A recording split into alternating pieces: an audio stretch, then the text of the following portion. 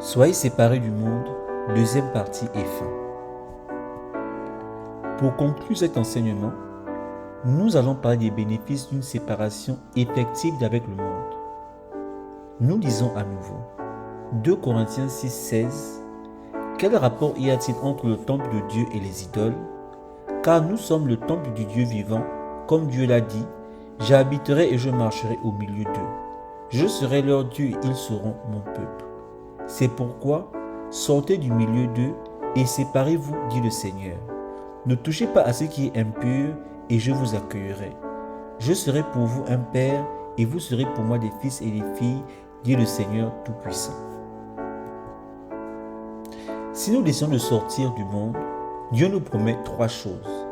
Premièrement, il promet de nous accueillir comme des saints pour que nous puissions jouir d'une saine communion avec lui. Ensuite, il s'engage à être pour nous un père et nous pourrons pleinement en bénéficier. Et enfin, il promet de faire de nous des fils et des filles, c'est-à-dire ses héritiers et co-héritiers de Christ. Sachez que le nom donné à Dieu, le Seigneur Tout-Puissant, signifie que par sa puissance, Dieu protège ses enfants obéissants et leur sera toujours en aide pour le servir. Dans l'Ancien Testament, nous lisons que certains vrais croyants n'ont pas obéi à cette recommandation d'être séparés du monde. Par exemple, Lot était un vrai enfant de Dieu, mais il vivait en association sociale avec des gens du monde et était un bon ami des hommes de Sodome.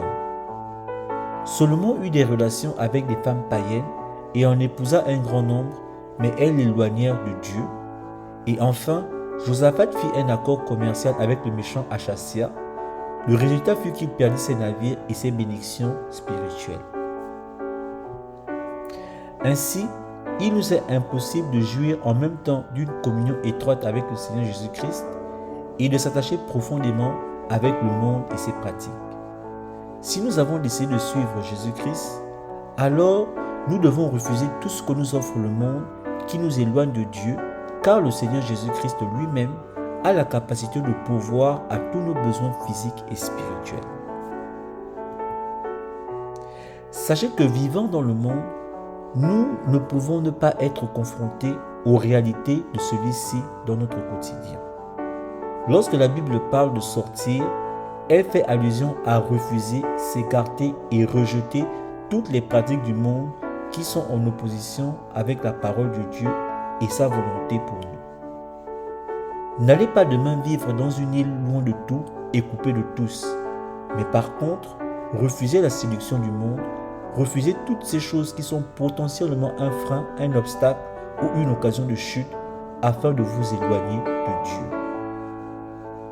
Tel que la Bible déclare, ne vous conformez pas au siècle présent, mais soyez transformés par le renouvellement de l'intelligence afin que vous discerniez quelle est la volonté de Dieu, ce qui est bon, agréable et parfait. Soyez bénis.